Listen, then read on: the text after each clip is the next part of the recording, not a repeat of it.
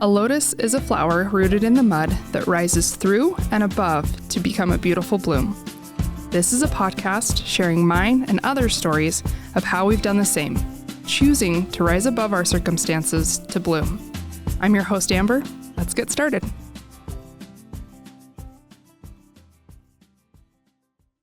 So this is my friend April. We know each other through WAT. Your husband is in group 2, right? Correct. Yeah. And then also, actually, the day that I met you was when we did like It's a women's thing at Candace's? Yeah, at Candace's house. And we were both pregnant at the same time. And when was your due date? February 2nd. Okay. So super close because I was due January 20th. Okay. And what was funny is that I remember I kept looking at you and I was like, I feel like I know her. And you came up to me and you were like, do I know you? I feel like I know you from somewhere. Yep. And neither one of us could figure it out. Just recognized each other from somewhere. Yeah. Even though there's nowhere that we would know each other. I think we went through a whole list and didn't know. Yeah. Nope. We have still not made any connections. No. Of that. Maybe we were just friends in a past life. Yeah. Our souls know each other. I think so. I think it could possibly be true. Yeah. I think so too. Let's So let's see. I didn't check the time. Okay, so I'm really bad about keeping this to an hour because I just get talking to people and we just get these amazing conversations and I'm like, oh yeah, we're on a little bit of a time limit.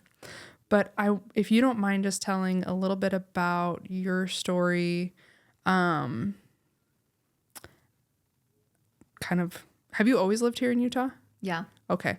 So just a little bit about your story, and if you feel comfortable talking about your first husband and all of that, and also how you met Cade, because I love that story too. Yeah. That's like everybody loves a good love story, right? Yeah. And that's the fun victory side of it. So, Yeah. yeah, of course. I'm excited to be here and share. So thank you. Of course. I'm so glad that you agreed to do this. Yeah. Okay. I'm April, and I grew up in Salt Lake. So I've been a Utahn my whole life and moved down to Utah County to go to college. And I always say I got stuck there because I fell in love with Kaz. And it's funny because we were a blind date set up by his mom and future stepdad. Oh, that's So I worked with his stepdad, and, I'd kind of pester him at the office, and they convinced me to go out with him. And so we were a blind date. And honestly, I was like, okay, like I'm never going to see any of these people again. Because we went to a family wedding and so I just was crazy and goofy and had fun and, just in college and we had a lot of fun together, and then we just became best friends. Aww. We had so much fun together and such good friends that I would tease him like, you're going to be like the best man at my wedding, like my husband's best man. Yeah. And then he turned out to be the best man at my wedding, which was awesome. So we had a lot of fun together. He was like very country, cowboy, outdoors, had horses, loved camping, all of that kind of stuff. And so we got married in 2007. How old were you? I was 21. Okay. He was 24. And he grew up in Utah County in Pleasant Grove and Linden. And that's why I say I got stuck in Utah County because that's where we ended up living, is in Linden. And we had 4 daughters together. And our second daughter died during delivery. And so that was like my first trial as far as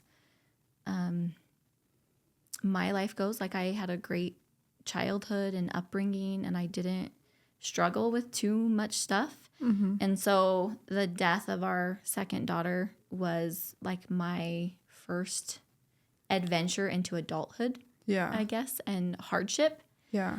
And that was a really big blessing because it set us up for what was coming that we didn't know was coming.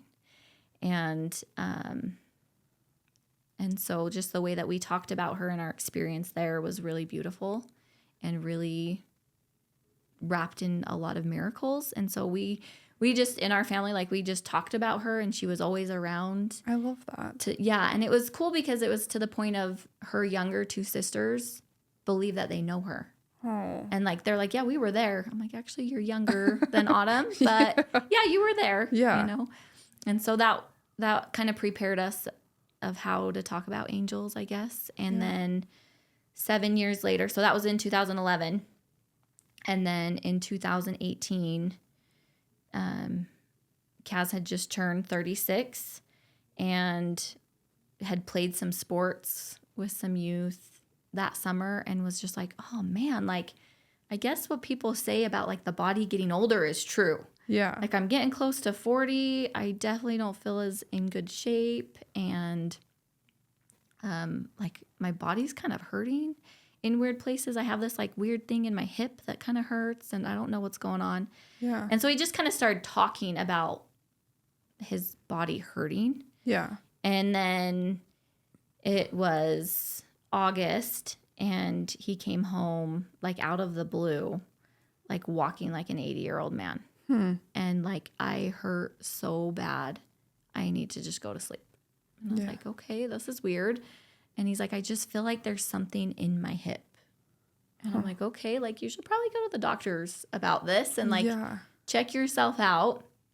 And so he had gone, you know, looking for all, you know, what this could be. Could it be a prostate infection or could this be, you know, kidney stones or whatever? Yeah. And they couldn't find anything. And we had kind of we had been married, you know, over 11 years. And like not everybody else, but like a lot of us, like we kind of put on a little bit of weight and we had all these little kids running around. And Yeah. so we're like, well, maybe we need to like think about our health and get in shape again. And so we went on like a diet plan and a workout plan and like that journey of weight loss.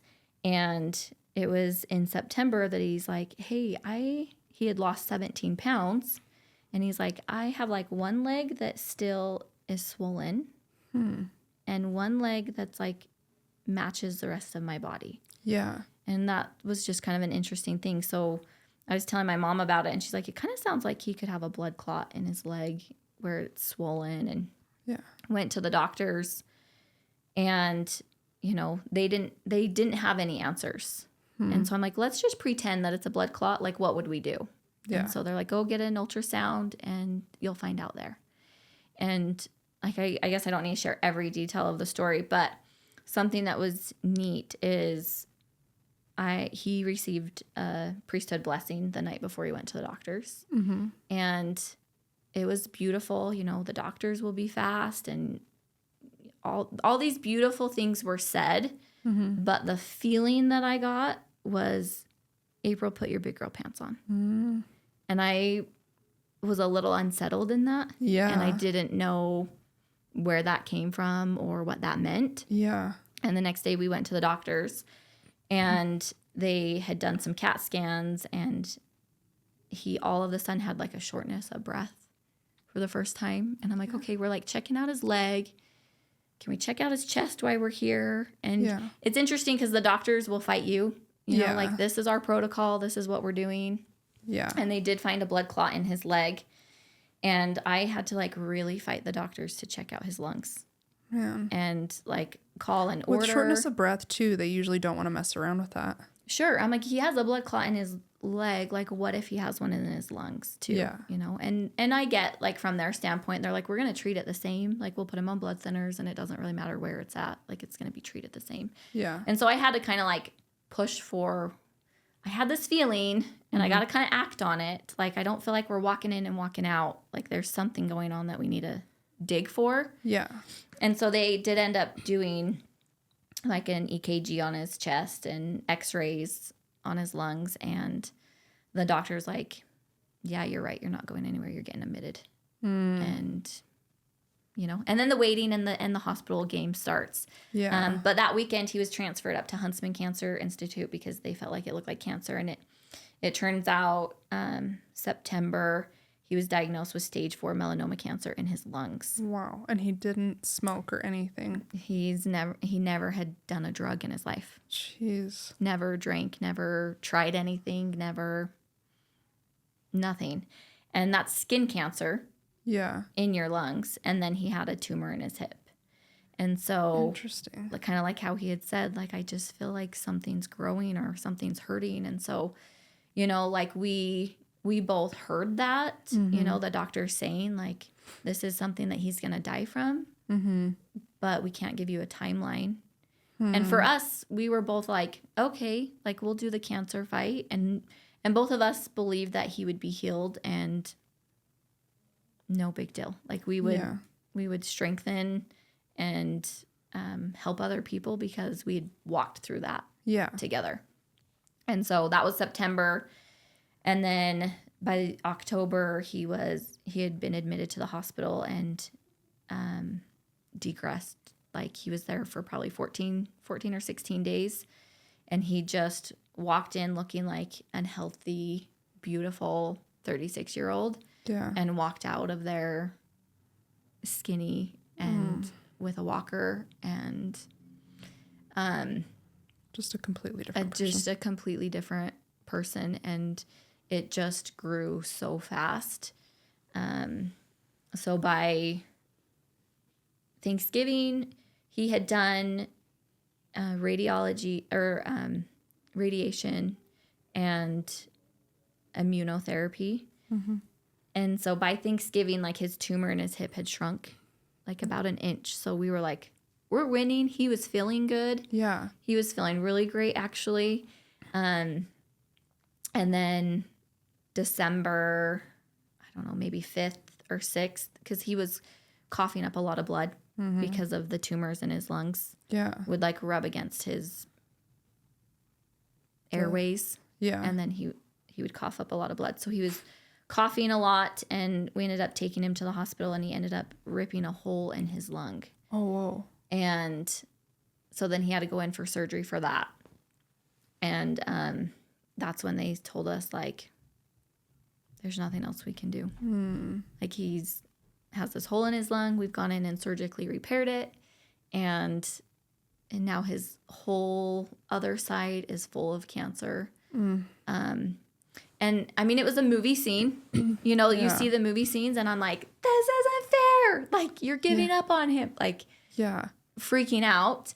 But something that was beautiful, and I don't know, maybe I should have given more backstory, but all of the doctors came in the room, and they're like, we can't leave until the two of you decide and agree upon how we're moving forward. Oh.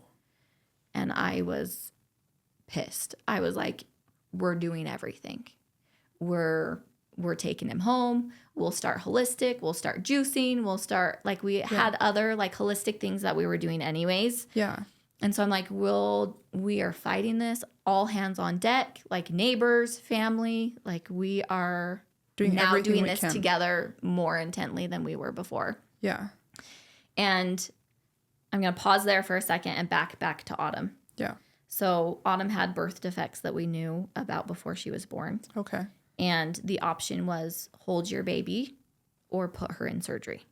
And I, as a mom, just wanted to hold my baby. And Kaz, as a dad and a man, wanted to fight for her and put her in every surgery. So he knew he did everything possible to save her. Yeah. So we had this, like, conflicting between us with Autumn, and then she ended up being a stillborn.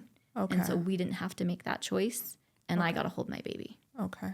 So here we are in the hospital with Kaz, and I'm like, we are everything. fighting at all cost. And he just looks at me and says, April, just let me hold my babies. It's like, you son of a bitch. Like, this is not fair. This is not okay. And so I was like, okay, like, that's fair. Like, that's what I wanted. And so that's a way that I can honor you, and I'll let you hold your babies. Yeah. And so our girls were 9, 6, and 3. And so we all just rallied at the hospital, and our goal was still to get him home. Yeah. And die at home. Yeah. But he was on so much oxygen that every time we tried to change him for, like, an ambulance flow, he couldn't couldn't take the change.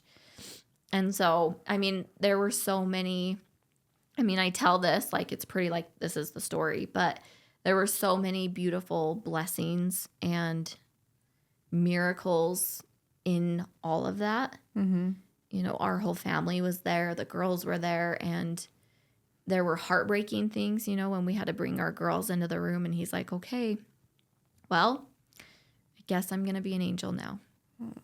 And like he had to explain what that meant or what we think that means. Yeah. Right? Because Yeah. we didn't really know at the time. And he's like, I guess I'm going to heaven before you guys, and I'm getting the farm in heaven ready. And then he died December 8th. Wow, 2018. that's fast. Yeah, so from September to December. And my favorite number is 8. And I'm like, he waited till the 8th Yep. to go. And obviously it was horrible. Yeah. And I shattered. It broke everything because we didn't believe that was going to be the end. Yeah. We just... That there would be more of a really- chance. Yeah, with really everything that we had, we just really believed that we were going to fight it and overcome it. And we had been through a lot together in our marriage and like in our adult life together. And I would always tease him like, oh man, I am going to like write a book. Like you are giving me a good book because all that we've been through, all that you've put me through, like I have this story. And there was one day, close to the end, and he's sitting on the bed and he looks at me and he's like, Abe, maybe I'm just here to give you a story. Oh. And I was like, grab his face. And I'm like, no, you are my story. Like you are my story. And he's like, I don't think so. And I'm like crying, like, no, like trying to convince him of something else that he feels, right? Yeah. And so the whole time we just always joked, and I'm like, oh my gosh, you're one hell of a story. Yeah. But life continues after that. Mm-hmm. So the fun part, and it really is a fun story. Like, I love telling this. So thanks for letting me share it. It's so fun. So I'm now remarried to Cade Johnson. Mm-hmm. And there's so many miracles and cool things that go in this. And there are in mine and Kaz's story too. But I want to get to this part. Yeah. Cade and Kaz grew up together. Oh, wow. I didn't know They that. went to high school together. They were friends. They knew each other. And Cade was good friends with Jed and Candace in the WAT group. Yeah. And we were really good friends with them. And so in 2018, Jed and Candace went on a double date with Cade and his girlfriend. Mm-hmm. They drove past our house and got talking because we had a really big tree lit in front of our yard because it was at Christmas time, and his friend lit this gorgeous tree. And anyways, they get talking like, oh, Kaz Lupus has cancer and is dying. Well, and Cade goes, well, I had cancer a couple years ago and was given a year to live. So and I know Kaz, let's go stop by. So they come and they stop by in November of 2018. Wow. And it was the one day that Kaz felt good enough to go out Christmas shopping with his dad and brother. Yeah. So he wasn't there. So Cade comes in and he shares his story, and, he kind of came to be like a cheerleader, like, you got this, he can overcome it. There's like, I've hope. been through it. Yeah. Yeah, there's absolutely hope. You don't know how it's going to end up. And I thought that was so nice. I'm like, thank you so much.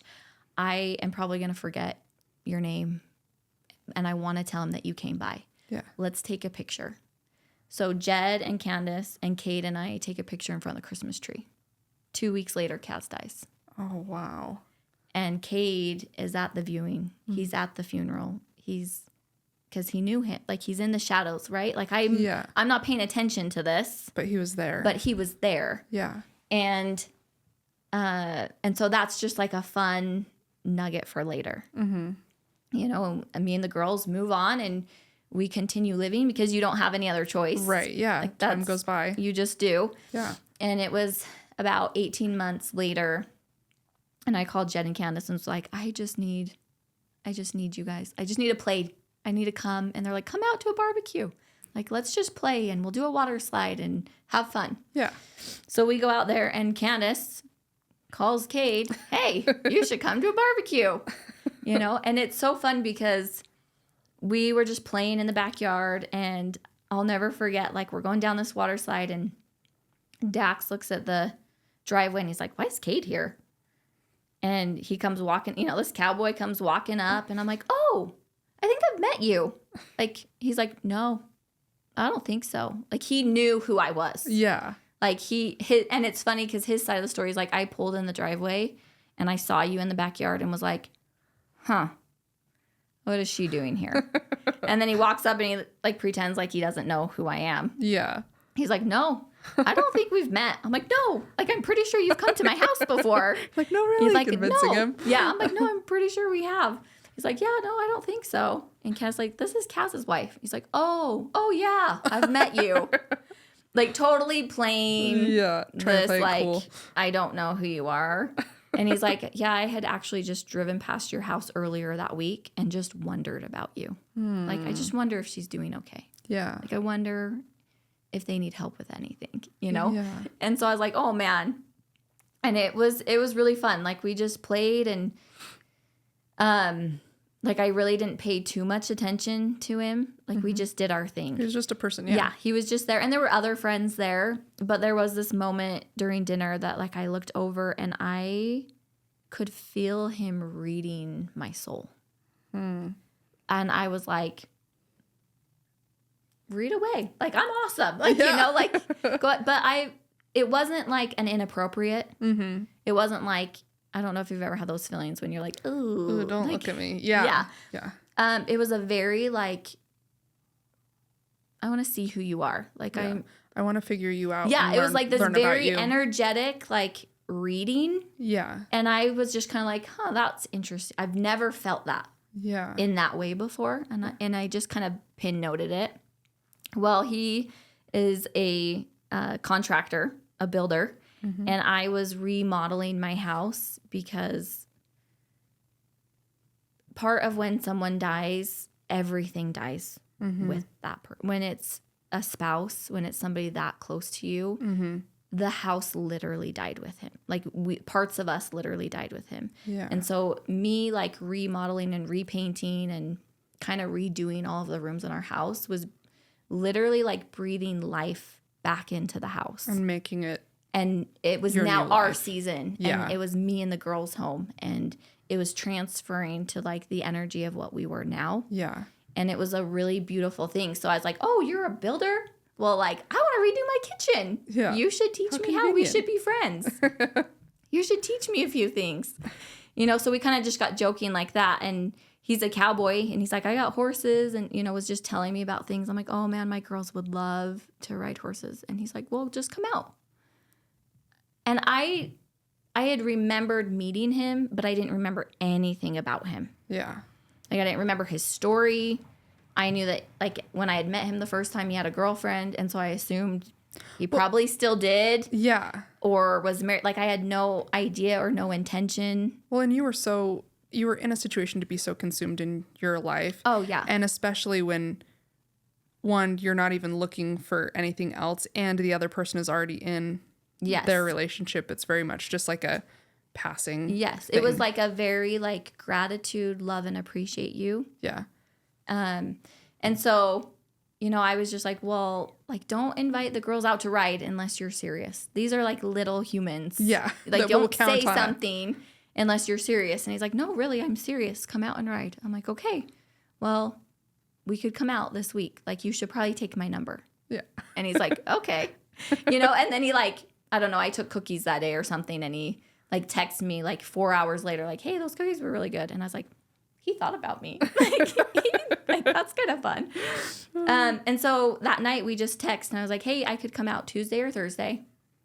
That would be super awesome and really nice of you. Yeah. And he's like, okay, come out Tuesday. And I'm like, okay, great. So we went out there, and again, like, I had no intentions of ever dating him, but I had just entered the dating world. Okay. And that day I had told Candace after Kate left, I was like, hey, Candace, just so you know, like, I'm officially entering the dating world. I went on a date, and, like, we're going to do this. And my girls had started to say things like, Yeah. hey, Mom, we're ready if you're ready. Really? Like, what are you talking about? Like, you know, like, if if you want to start dating, we're ready for you to That start is dating. huge. Because usually it's the other way around where the parent starts dating and the kids have to adjust to it. Right. Wow. And that was my oldest. So she was 10. Wow. And my cute little 4-year-old comes up to me and she's like, Mom, I just really want a new dad for my birthday. And her birthday was my in August gosh. and she had said this in May. And I had like literally laughed at her and Yeah. like, go talk to Dad and Jesus about that one, girl. Like, Yeah. that's impossible. Yeah. Like, I'm Not not even gonna really happen. in the dating world, let alone to have someone that I would feel comfortable enough bringing around you guys Yeah. for August. Like, Yeah. that's a few months away. Met Kate in June. So we go out, we ride horses. My heart is set on fire because I've always wanted horses. Like, I Yeah. grew up in the city, but I was a country girl at heart. Yeah. And that has always been my dream since I was a little girl. Yeah. And you know how you get older and you just kind of start putting dreams on the shelf? Yep. You like box them up and you try and forget about them. Yeah. Of like, that just isn't realistic. It's not. Yeah, it's Yeah. not going to happen. And then I am a single mom. Yeah. There's no way When I am I ever could going to get a horse? raise horses. Yeah. And so we go out there and it like literally opened my childhood. And I was like, I have to have this life. Yeah. Like, I won't settle for anything but this life for my future. yeah. And, you know, and Cade just said, he said some things about girls, like, oh, my grandpa raised 3 girls. And I'm like, are you like making comments? Like, you know, like, what are you hinting at? okay. And there were just things in that interaction. We had so much fun. The girls had fun. And he just said some things that kind of made me like cock my head, like, okay, now I'm a little curious Yeah. about you. And it's really fun because I'm really close to Kaz's mom. And I go to her house the next day and I'm like, hey, I met this guy that knew Kaz. We went out and rode horses and it was so fun, like telling her all about it. And she's like, oh my gosh, that's so awesome. She's like, well, next week we're doing like a big family reunion. Like, what if we all went and had a cowboy day out at Kate's house? I'm like, okay, well, like I met him Sunday. We went out Tuesday and it's Wednesday. Yeah. Like, I'm not sure we're even friends yet. And she's like, oh, come on, April, just call him. I'm like, no, Liz. Like, Calm down. Take it down a notch. like, I'm not. She's like, oh, come on. Like, you said he wants a dude ranch. This would be a great opportunity to host people. So, like, by that Friday, I'm like, okay, hi. Like, I don't know if we're really friends or anything, but I was wondering if I could bring my whole family out, you know, not even my family, Kaz's family, Yeah. out for this dude ranch day. And Cade, of course, like, yeah, that'd be great. Okay. Thanks. So, and that's just kind of how it progressed. So the next week, we start talking on the phone, and I'm like, I'm super curious about this guy. And then, of course, like, my sister freaks me out because she's like, you don't know anything about this guy. You have little girls. Like, what are you doing? Like, taking your kids around someone you don't know, you know? You're like, And I'm like, start questioning yourself. oh, crap. She's Like, right. She's like, you went out to his house? Like, he could have buried you. I'm like, oh, my gosh. Like, okay, well, it would have happened already because we went out there. Yeah. So I totally got freaked out and was like, I just texted him and I was like, okay, like, I am curious about you. I want to get to know you, but we need to do it without my kids in the picture. Yeah. And he's like, that'd be great. Like, everything with Cade was, that'd be great. Okay. And so we just started talking on the phone that week. And I'm like, maybe we should like go on a date before like my whole family comes out here, but I still don't know if we're friends. Yeah. And so it was really funny. So we go out there on Thursday, the next Thursday, and everybody had a blast. Like, we rode horses and he did carriage rides and everybody was like, this is so fun. Well, we were doing like a 3-day marathon of family events. Yeah. And the next day was water slides at my house. And of course, Thursday comes to an end, and my cute little Emery looks up at him and is like, hey, we're having a water party at our house tomorrow. Will you come? And he like looks at me and he's like, as long as it's okay with your mom. Because you guys have already had the discussion of, I'd like to get to know you better, Yes, but without the my kids. And we'd gone on one date. Not even one date. We went and like looked at the parade of homes. Yeah. I'm like, you're a builder. You got to love that, right? Yeah, He's this like, is your kind of yeah, thing. sure. I'll go with you, you know? And so I'm like, yeah, sure. Yeah, come on over. Like, but That's so- still in my brain, like, I don't even know if we're friends yet. And it's just progressing. yeah. So, that was like a Friday. And I'm like, he works. He's not going to show up. 10 a.m. He pulls in the driveway. Nobody's there yet. The water slide just got dropped off. And I go into full panic attack. Like, I don't know what we're doing. I don't know what this is. Like, I'm freaking out. Like, full on freaking Why out. are you here so early? Like, why are you here? Like, what is happening? And I just went up to him and I was like, okay, you just need to know that I'm freaking out. And he's like, okay, why? I'm like, okay, I'm freaking out because you're here. Yep. And Kaz's family, this is Kaz's family. So you could trigger every single person that's here just because you're here. Yeah. Even though we're not dating It's or the friends. idea that there but could like be. you're the first guy that's coming around Yeah. and you could literally trigger every single person. Yeah. And I'm freaking out about it. Yeah. He's like, okay, do you want me to leave? I'm like, no, I just need you to know like that is I at need you stake. to also be freaking out with me, knowing the possibility of what could be happening. So, and it was great. And I totally, was subconsciously taking him through the test, right? Like, can you play? Like, how do you handle this stress? How do you, How are you with my kids? And it was so fun. And we played and we had a great time. And he had a rodeo that night. So it was like 5 and he left. And the whole family, April, who the heck's Cade? I don't know. I don't even know what's happening. We haven't defined that yet. Yeah. And they were all like, you should not just be friends with him. I'm like, you guys stop. So they were like it. pushing you, like, he's great. Please go and do they're this. like, he's like, there's something there. And I'm like, stop it. You guys, we're just maybe friends. And they're like, you're not just friends with that guy. Yeah. And so then he calls me a couple hours later and everybody was still there.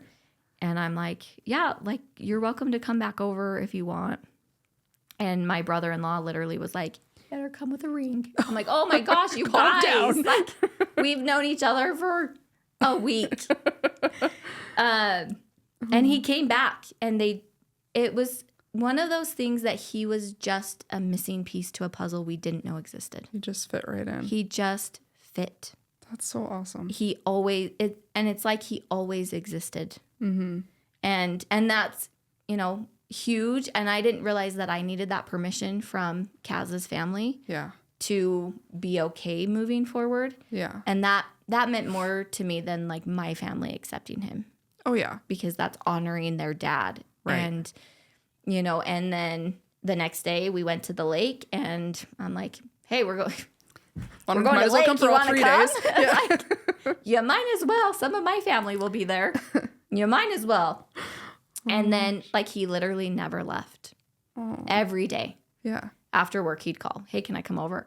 And he never left. And it just progressed. And, obviously we had to work through all of the emotions of that. Yeah. And my oldest was really cute because she's the one that was like, hey, Mom, I'm ready for you to date. And then Cade comes into the picture and she panicked and was like, I'm not ready. I'm not ready for you to date. Yeah. And like, we're a very faith-driven family. And so I'm like, hey, like, go pray about it. Like, this is what we've been praying for. And when we decided, it was always a we. Yes. It was never a me thing. I love that. I everything that I did, we were moving forward as a family unit. Yeah. And so from the moment that Kaz died, if God brings another family into our life, whether it's a male with kids or someone that doesn't have kids or whatever that picture looks like, we're a family. We're not blended. We're not broken. We're not half-seas. Yeah. We're not, like, we will be a family. Yeah. And we have to trust that that's what we need. But in that, like, if I'm going to start dating people, I have priorities of what I want. Mm-hmm. What do you girls want? Might as well. And add so that to the they list. added to that list. Yeah. We want someone that we can call dad. We want someone that will play and wrestle with us. We want someone that, and we wrote it out together. And so from the beginning, my dating journey included them. I love that. They came on hikes with me and other like widowers that I went out with. Yeah. we did it as families because I'm like, that's what we're going to be if we choose each other. Yeah. And because I have a lot of widow friends, I saw what happened when the kids weren't included. Mm-hmm. And they date this person and then fall in love with this person and then bring them around their kids and expect their kids to fall in love with them. And the kids are like, who the heck is this? And at that point, it's like if I'm waiting, like having feelings for this person before I'm introducing them to the children, then the children, it's like you said, they're saying, who is this? Mm-hmm. And in shock. And I feel like it sets you up for more disappointment. Yeah. Because you have to choose at that point. Right. And who to put. And that's not ever, I mean, I can't say that that's wrong because I know that it works for some people. Yeah, I definitely think like there's a place for waiting to introduce somebody to your kids. For sure. I just got the beautiful story of they fell in love with him right alongside. I love that you were like setting that priority of we're going to do it without the kids. And the kids were like, no, you're not. Yeah. And no, it didn't happen. Like we literally went on that first date. Yeah. And then we did try and go out like once a week by ourselves. Yeah. Because we feel like that's important and needed. Yeah. But they were included in everything. We did everything together. That's awesome. And I loved that, you know, like I would say that we recognized each other and it took our mortal brains a minute to catch up. Like, okay, logically, we've known each other for 2 weeks and, you know, there's all of these things that go into it. Yeah. But the feeling that we're all getting is this is right. Yes. And we're moving forward with that. And the fact that you have Kaz's family cheering you on too. Yes. And that year I was running a lot. That's kind of where I talked to God and to Kaz and work out. It was like my therapy. I would work everything out and I would talk to heaven as I'd run. And so another one of our jokes with Kaz and I, he was shorter than I wanted him to be. Like that was our joke. Like I almost didn't marry you because you were short. He was 2 inches taller than me, but that was just our joke, our whole marriage. And before he died, he's like, great. If I die, like you're going after someone tall, aren't you? I'm like, the whole list, brother. Like if I got to do it again, the whole list. So we just kind of joked like that. Mm-hmm. So I'm on this run. I'd met Cade and I'm like, okay, this guy came into my life and he's got these qualities and I'm kind of freaking out and I don't know what to do. And like, I need you to tell me, like, I need you to be part of this. Mm-hmm. And I jokingly go, and he's tall. And I heard and felt Kaz laugh. Oh. And he said, you're welcome. And I started to bawl. Like my whole spirit lit up. Like there's not a man in this world that will convince me that that was not him. Yeah. Like I recognized every fiber of him. Yeah. And I just started bawling. And I had music playing on my phone and a song kicked on that had never played in my playlist ever. Mm-hmm. Do you remember the song? Yes. It's Live by One Republic. Oh. And it kicks on and it's like, and I hope that you fall in love and it hurts so bad. And like, but you're going to live. Yeah. And I'm not going to be there. Yeah. But someday I'm going to be able to like feel this pain with you and this joy with you. And like, I'm on this run bawling hysterically and I'm like, oh my gosh. Like that was a confirmation that Kaz had 100% a part in this. The fact that Cade knew him. Yeah. Like there were all these tiny blessings. I love it. Kaz's mom, like she set us up on the blind date with Kaz. So I'm like, you picked me as a daughter-in-law. So if you don't like me, it's your own fault. Yeah. And then you definitely had a hand. And she kind of takes that ownership of like, and I picked the next guy for you too. She's your little matchmaker. Yeah. And, you know, they have just loved him and accepted him. And it's really beautiful. And my girls were like, can we call him dad yet? Can we call him dad yet? Because that was on their priority list. Yeah. And he was all for that. And he's been, you know, I allowed him to discipline them from the beginning as far as like, I would say something and he's like, listen to your mom. Yeah. Like he backed me from day one. Yeah. And that was a really beautiful thing. And so, you know, for me, I was devastated when Kaz died because I didn't ever want a broken family. Mm-hmm. And I thought that's what it was. Yeah. But I've come to realize that it doesn't have to be that. Right. And yes, there are hard moments, right? Like Cade didn't have kids, so we're not trying to put those together. Yeah. But I do think that you can set yourself up for a little bit more success by the way that you talk about things. And I mean, from day one, it was, we're going to trust God. And if we're going to have a family, if we're going to have another dad, then we're going to love like wildfire. You know, like we're going to do these things and we're going to commit and we're going to be all in. And just along the way, I never wanted to deal with the, well, you're not my dad arguments. And we've been married almost 4 years and we've never had that. And I didn't want the, like, we're moving out here and I just want to go home. Yeah. So the way that we integrated into each other's lives, I do think we did a really great job. Yeah. Because we've never dealt with any of that. You know, they obviously miss their dad, but Cade is a confident, secure person that we can talk about Kaz and we can love him. Well, and you had that practice of talking about somebody when you're talking about your daughter and still including her in your guys' life. Yeah. I love that Cade holds space for that too, because I think I can imagine in some situations that would be really hard to hear about somebody who had passed away that they love so much that it probably breaks your heart to know that they're not here, but then also to realize like they were such an important part of your guys' life. Yeah.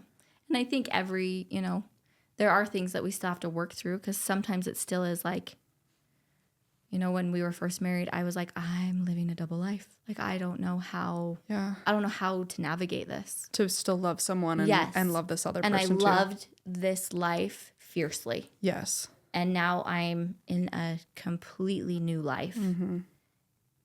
And this world is telling me that, like, there's a betrayal somewhere, you know, like that I'm trying to navigate these emotions. And so, I mean, it's a road, but the good and the blessings and the miracles outweigh that. Yeah. You know, so then you come and we get married and have like the barn wedding I always dreamed about growing up. And it was 2020, so everything was shut down.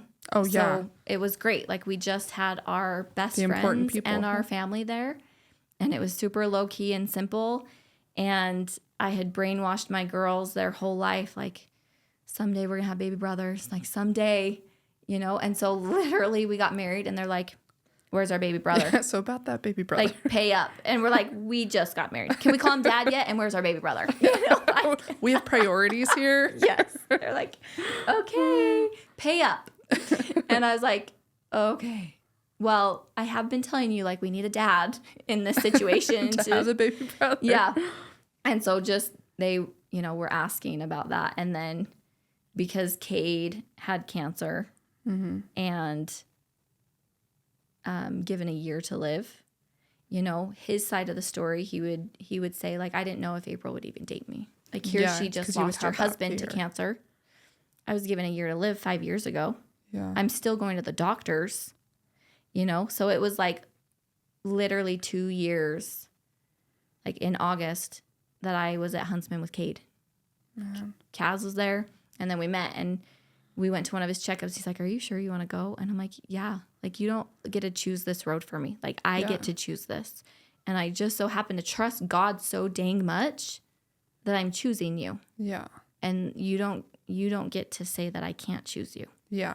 Because of this. Or choose what I get to be a part of. Right. Or like, you're trying to protect me. I said, don't try and protect me. Yeah. Like, I'm strong enough that I can face this. Do you ever have moments though where you catch yourself caught in fear of, oh geez, what if this? I have never been worried about it, but I occasionally have moments because I know Cade's not going to live forever. Yeah. Like, that's just human We're condition, humans, yeah. right? And so I do have moments that I'm like, I'm most likely going to have to do this again. Yeah. Just in the scheme of things, you know, even if it means at 80 or whatever, you know, even if it is when we're 80, you know, so I wouldn't say that it's a fear because I trust the plan and how things have grown in my life, that those dark spots, those tragedies, those really moments of pain have become the most beautiful parts of my life that I like honor and cherish and love and respect the most. Yeah.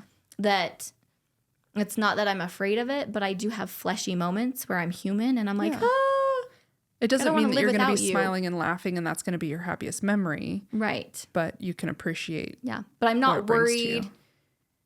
I'm not worried about him dying of cancer. Yeah. I honestly feel like he's the victory. Like I get both Yeah. sides of the story, Yeah. you know, and not everybody can say that. I have a spouse that died from cancer and I have a spouse that's overcome cancer. Yeah. And so I get to see both sides. That's a cool outlook. I And love so that. I tell Cade that I'm like, you're my greatest surprise. Like I didn't, you know, if I planned my life, I never would have planned it this way. Yeah. Like I would have been married for 60 years to the same person. Yeah. But now that I'm here, like it's such a beautiful life. Yeah. He's my greatest surprise. And really, so many of my dreams come true. Yeah. Was it, I love how the outlook that you have on all of this, but did you have that outlook in the moment or was it something that, like, for instance, with Kaz, when he was going through it and you guys are cherishing every moment with each other, did you have that optimism while you were going through it, or was it something that after all of the grief and after all of the growth that you've done that you've been able to look back and see the beauty in it? I've had it the whole time. Wow. I think that's part of my gifting. Yeah. I'm just like a very faith-filled person.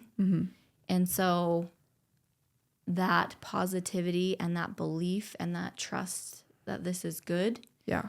is just who I am. But I've had to practice it. Yeah. When I'm faced with those, your baby's not going to live. This is happening in your life. This is happening. I've had to like, am I Remind who I yourself. say that I am? Yeah. You know, am I still going to hold on to faith and hope? And, you know, and so there was a lot of people maybe that would say I did it to a default. Like, April, do you see what's happening? Yeah. Like, can you see what's coming? Are you prepared? Like, I know there was a lot of people worried about me Yeah. because they didn't They're think worried that I saw it because I talked so, like, we got this. We're Yeah. overcomers. Like, we trust God's road. Like, we are united and we're going to do this Yeah. no matter what the outcome is. Like, we got this. And people were like, Does she really do know you what's going on? realize? Yeah. And I had people all the time like, you have a really long, hard road ahead of you. And I was Yeah. like, I don't accept that. I don't believe that. Yeah. Like, will there be hard moments? Yes. Absolutely. We're human. Yeah. But does it have to be Hard the whole time. hard?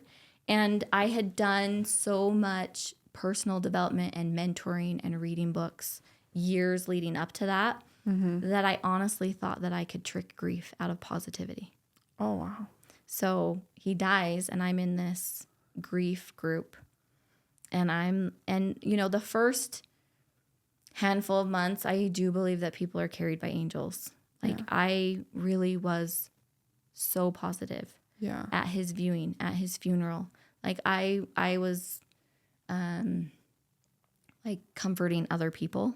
Yeah. And I know there were people that judged me for that. They were like, does she really love her husband? Like I haven't seen April cry. Like I did that privately Yeah. because grief is not pretty. Yeah. Like soul shattering grief Yeah. is hysterical.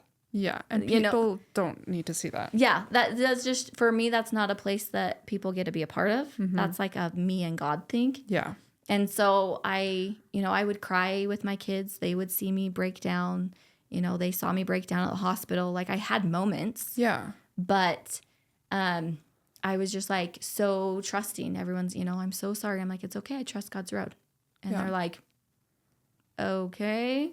Like, but Well, you realize this is going to be a hard road. And I'm like, it's beautiful. Yeah. We are being tsunamied with blessings. And they couldn't understand that. Yeah. It was not the response they were expecting because it's not the response that No. majority gives. Yeah. And my middle And that's daughter, she like okay. walked around everywhere she went. My dad died. I'm like, oh my gosh, stop. Like, Okay. We don't need to tell walk into the everybody. grocery store and she's like, oh, hi, my dad died. I'm like, oh my gosh, like, please, like, okay, we don't need to tell the whole world. Yeah. And like, I mean, don't get me wrong, we grieved. Yeah. And every fiber of my soul died that day. Yeah. And the realization of how deeply connected we are to our people didn't hit me until he died. And my jaw literally hit the floor like, we are connected. Yeah. Even in these relationships, right? Even in the passing in the grocery store, we are connected deeper than we can sense or realize Yeah. until you have an experience that's so close to you that you can feel it. And so, you know, what he taught me and what I learned from him, there was no other way Yeah. to learn what I needed to. Yeah. And I am very much, I love life. I love life and I love people. Like I want to live forever, Yeah. you know? And then there's these hard moments and then it's like, maybe I don't want to live so long. Yeah. Maybe I don't want to live forever. I don't want to do that over I and don't, over and over again. Yeah. Like I love my people, Yeah. but there's so much joy. And I honestly believe like the ashes of today are the fertilizer that we need for tomorrow. Oh, I love that. And the only way that we get that is through the hard, is through the tragic, is through the trauma, is through the abuse, is through like literally that's what molds and shapes us to be who we are. Yeah. Right. And we all have these parts of our story that we wish we didn't have to claim. And we wish that they weren't done to us or that we did or right. Yeah. But as I look back, they are like, I literally stand in awe of the darkness and how it's transformed me. I was actually just thinking about this the other day or I was talking to somebody about it it's interesting how if you would have talked to me 3 years ago, I would have had this whole list of shoulda, coulda, woulda. If I could go back in time and change this one little thing, or I would go back and I would change this one thing that I did differently, or look at it this way, or answer this, or go to this place. And like my biggest thing was Ben and my paths could have crossed so many different ways. Like one of my friends lived a block away from him and I was at their house every weekend. We lived literally just like in the avenues down the road from them, and my mom cleaned a house across the street from his mom's house. Wow. And then we moved and I lived 2 blocks away from his sister. Like that many connections. Yes, so many ways and I'm pretty sure I drove past his house a few times. So many ways that we could have met. And I remember thinking, oh man, I wish I would have, when I drove past that house, because I think I drove past his house one night when they were having a party. And I jokingly said, let's go crash that party. And my friend was like, you're so weird, Amber. And we just kept going. And that was one thing where I was like, man, I wish I would have gone in and we would have crashed the party and then I would have met him and did it. But here's the thing, like neither one of us would have been in a place to find each other attractive enough to make this relationship be what it is. Right. And so it's a way and now I'm able to look back and be like, you know what? Yeah, it would have been cool if I wasn't in debt for this long, or if I hadn't dated that person, or if I had met Ben sooner, but I wouldn't have the life that I have now. And man, I love my life now. Yeah. And to have appreciation for all those choices that you used to regret. I think God's timeline is so perfect and precise.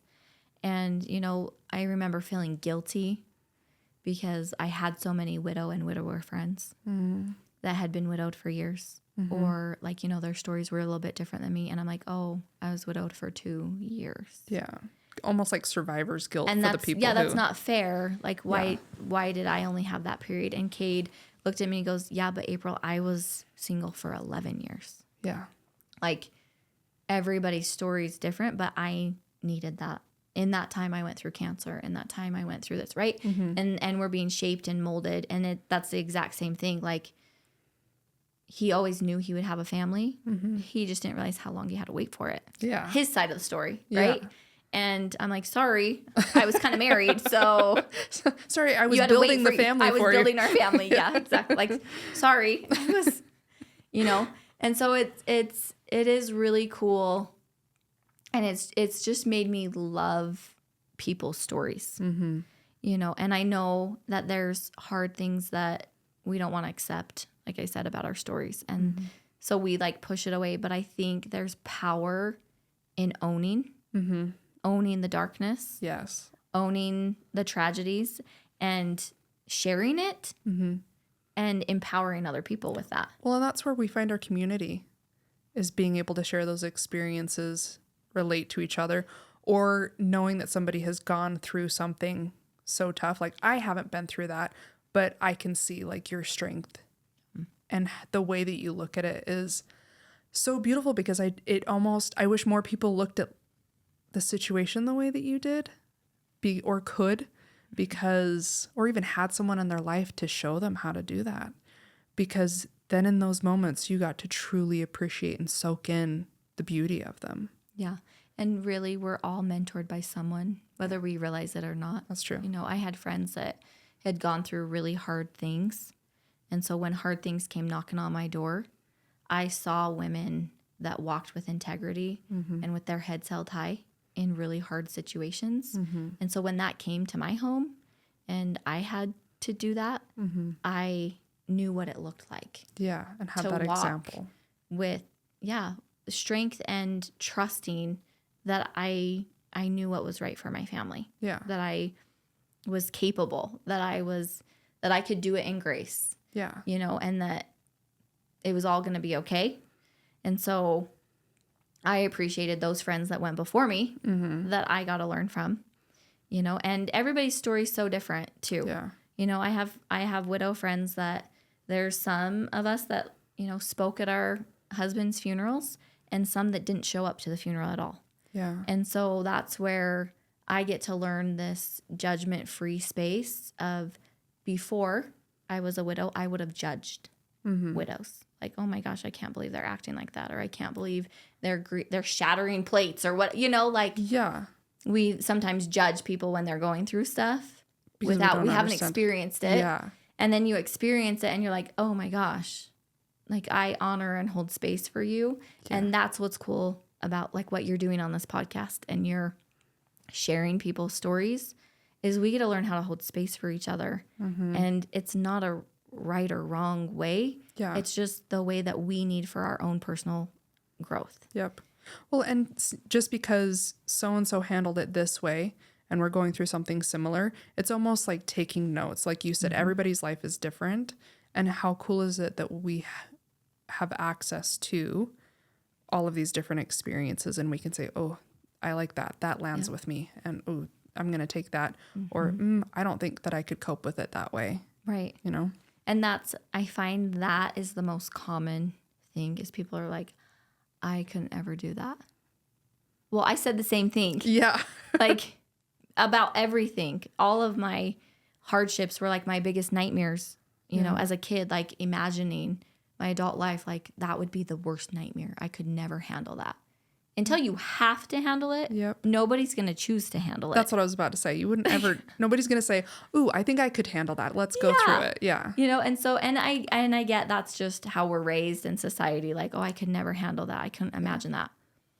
Well, if it comes, you'll figure it out and you'll handle it. Yeah. And you'll get through it the best way that's meant for you. Yeah. Because that's just what we do. Right. You know, and so, yeah, it's just, I don't know. I sometimes tease my family. I'm like, I just really like really deep stories. Yeah. And they're like, could you, like, is your story deep enough? Like, can you stop? Like, could you stop, please? Stop making it so deep. Like every time something happens, they're like, could we stop, April? Like, have you had enough living We've gone yet? deep enough. Yeah. Oh. And so it's fun. And of course, I mean, we got our baby boy. Yeah. And it's just a He's a beautiful cutie. story. Like I said, so many dreams have come true, just not in the way that I thought they would. Yeah. But it's still beautiful and it's still good. I could listen to you talk all the time.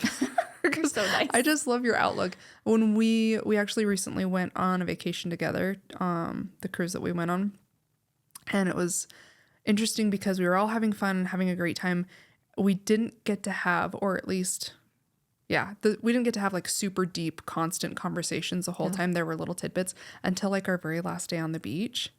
And I don't know. It was interesting. I loved listening to you talk, but I was talking to Candace about it too yesterday or the day before.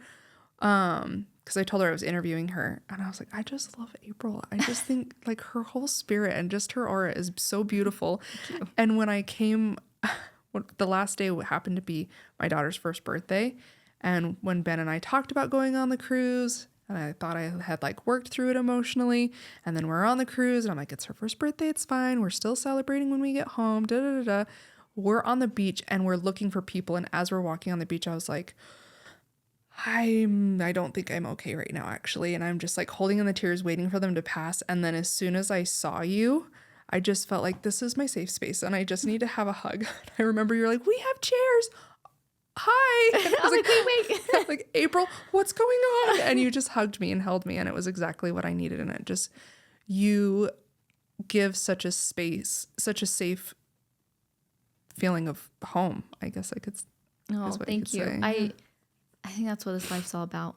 Yeah. Like those moments, like you letting me hug you on the beach was sacred. Mm-hmm. Like that you even let me into that space Yeah. of seeing you in an emotional distraught moment.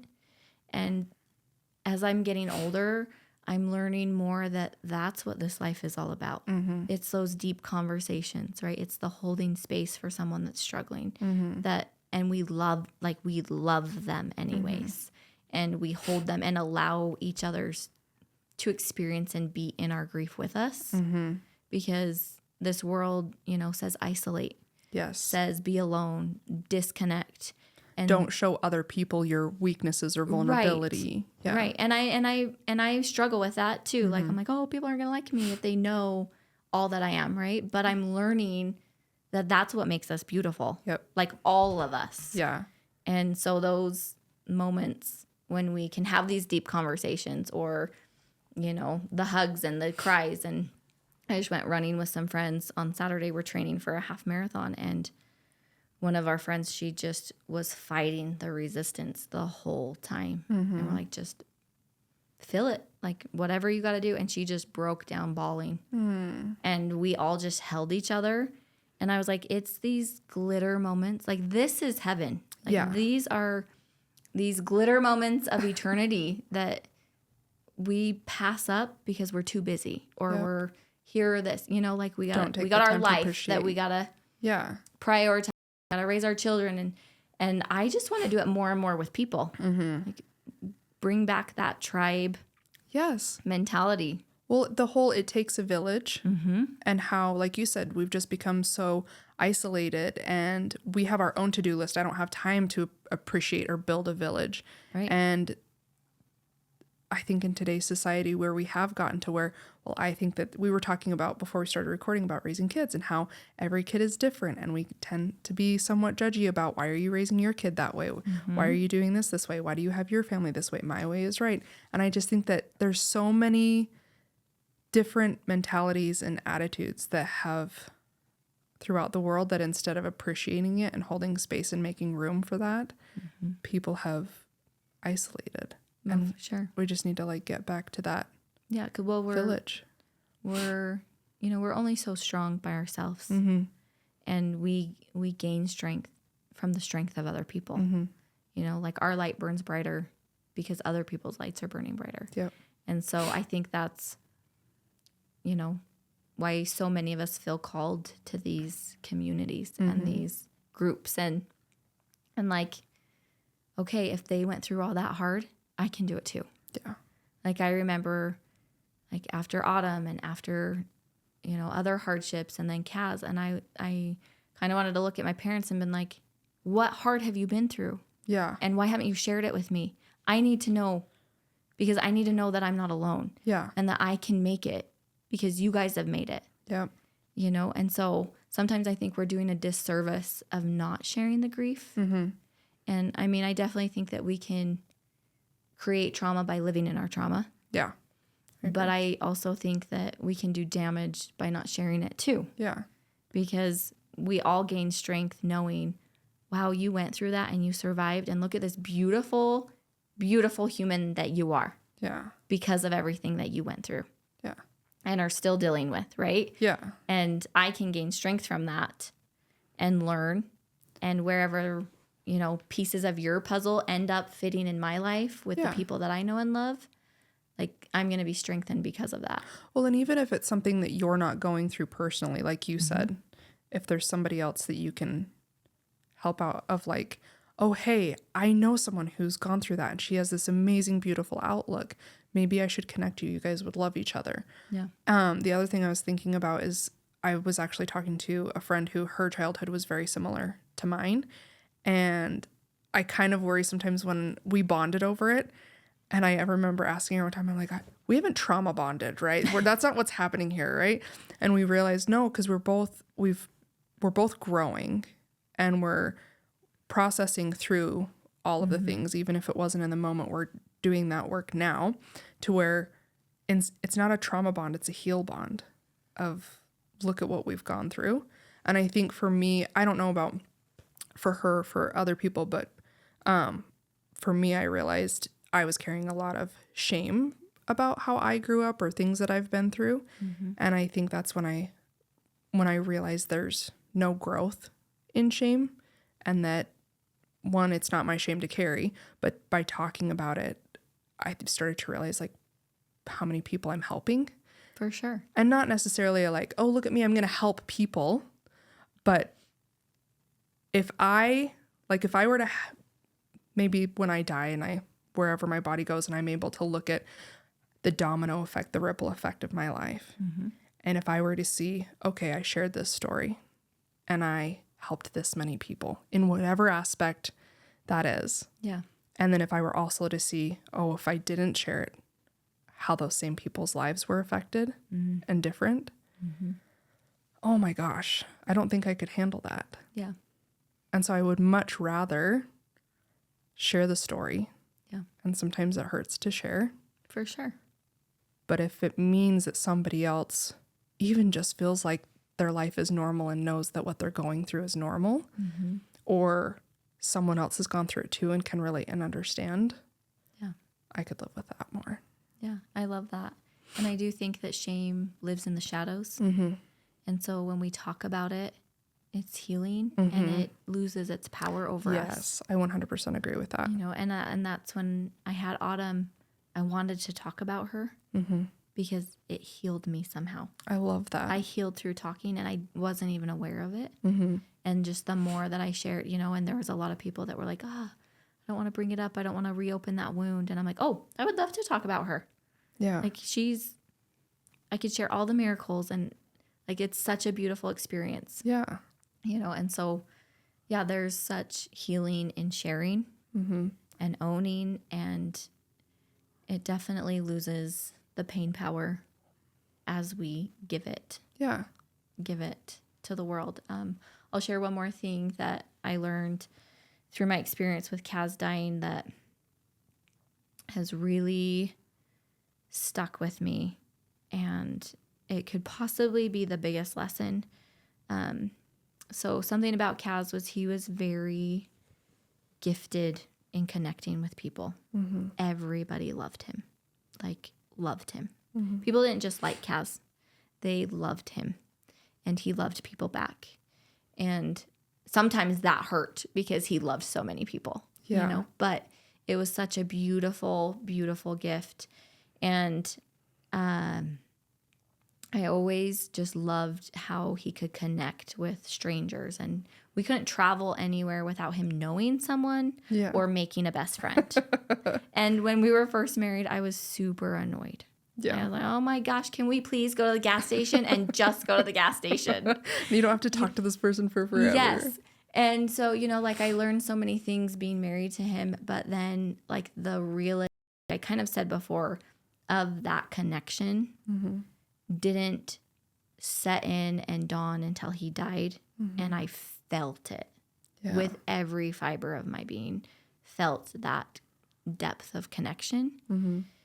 It was a couple months after he died, and I was struggling. I mean, grieving at the deepest level of grief, shattered, broken, like drowning, suffocating, but I was breathing. Like the fact that I got up and breathed in the day was a victory. Yeah. And I was just like, I need something. Like, I don't know what I am or who I am, or I'm lost. And I had this dream or vision, whatever you want to call it. And I was walking into a museum, and there were all of these glass vases, and they represented people's lives. They were up on these like big podiums, like all over this art museum. And, you know, ones were different colors, and ones were really simple, and ones were unique in shape. And there was one straight ahead that represented everything that I was. Like, it was my vessel. I don't even know how to describe it in words. Yeah. But I'm walking towards it, and I know that that's what it represents. Like, this is my entire life. It was white and had like blue intricate designs on it. And as I'm approaching it, it falls and shatters. And I'm like running to it, and I'm like, no. Like, this cannot be happening. And I'm on my hands and knees, and I'm gathering these pieces as fast as I can. And I'm like, no. Like we got to glue this back together. We got to make this what it was. And as I'm picking up the pieces, they turn to sand in my hands. And it starts just coming and I'm just bawling. And I'm like, no. Like, this will never be what it was. And I'm like trying to gather the sand and crying. And for me, it would have been like Jesus came and he knelt down next to me, and he scooped up the sand in his hands, and he looked at me, and he blew the sand, and he looked back at me and says, "Go find your pieces." And I'm like, what? Like, I'm shattered. Yeah. I'm no longer going to be what I was. What do you mean, go find my pieces? They're right. They were here. Right. In that moment, I realized, and the connection when Kaz died, I was taught that in this life we connect. I believe, nobody else has to believe this, but I believe that we transfer pieces of us into each other. Mm-hmm. Some people call it heartstrings. Some people, I don't know what people call it. Like, they would say we're connected. There's like an energy, right? You knew each other before or whatever. But yeah, I'm like, there's a transfer of energy. Or for me, my heart exists in other people. Yeah. Who I am exists in other people. And I have to find those pieces. Oh. The rest of my life, I'm collecting pieces from other people. That's the only way I'm going to be whole again. Oh my gosh, April, I love that.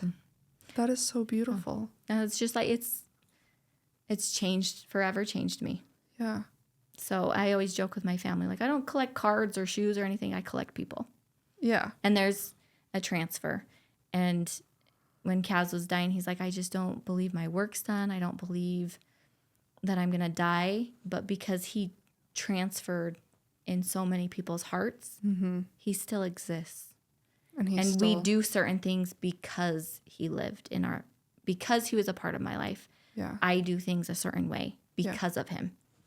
I have these beautiful daughters with brown eyes because of him, right? Yeah. So there's like these transfers that happen that it's just really breathtaking. I love that you made that connection from that dream. That is so beautiful. Yeah. Go find your pieces. Yeah. Thank you for sharing that. You're welcome. Oh my gosh. Thank you for sharing your whole story with me. Yeah. I feel like I was just sitting here listening intently the whole majority of the time, and I was like, maybe I should talk a little bit. Yeah. But I just love and appreciate you. Thanks, April. You're welcome. Thanks for letting me do this, and thanks for doing your podcast. Of course. Because you're moving mountains for people. Thanks. I appreciate that. This has been just as much a healing journey for me as I think more in my mind. And if it has that ripple effect, then that's a bonus for me. Yeah. So cool. Thanks. Hey, thanks for listening to this episode. If you liked what you heard, please remember to subscribe and go leave a review on Apple Podcast. It helps me know what you want to hear and who I should have as a guest next. Thanks again, and until next time, keep living the life of a lotus.